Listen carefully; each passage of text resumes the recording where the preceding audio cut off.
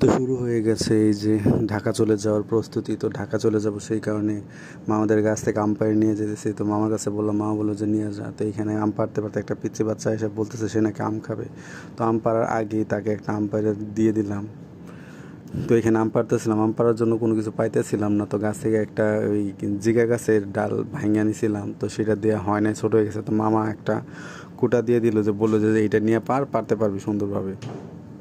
তো এই যে পুকুরের মধ্যে আমাদের গাছটা একবার হেলে পড়ে গেছে, তো পুকুরে পানি শুকায় গেছে, সেই কারণে পুকুরের মধ্যে নাইমাই ওইখান থেকে কুটা দিয়ে আম পাড়তেছিলাম। আর পাশ থেকে বলতেছিল যে গাছে উঠে আম পাড়ার জন্য। তো গাছটা ছোটোই ছিল, কিন্তু গাছে উঠে আম পাড়া সম্ভব না, কারণ হাত দিয়ে সব আম পাওয়া যাবে না। কিন্তু গাছের উপরে আম বেশি ছিল, তো গাছে ওঠা যাবে না, এই কারণেই লুঙ্গি পরা। তো এখানে কাঁচাও দেওয়া যাবে না আর গাছে ওঠা যাবে না, এটা একটা সমস্যা। তাই এই কারণেই পুকুরের মধ্যে নাইমাই আর কি আম পাড়া শুরু করে দিছি। তো গাছের মধ্যে অনেক আম ছিল, নিচে অনেকগুলো আম ছিল, যে কারণে আমগুলা পাড়তে অনেক সুবিধা হয়েছে। তো কোটা দিয়ে পারা গেছে। তো আমগুলা এতটাই নিচে ছিল যেটা মনে করেন যে নিচ থেকে, কিন্তু দূর থেকে দেখা যাইতেছিল না আমগুলা।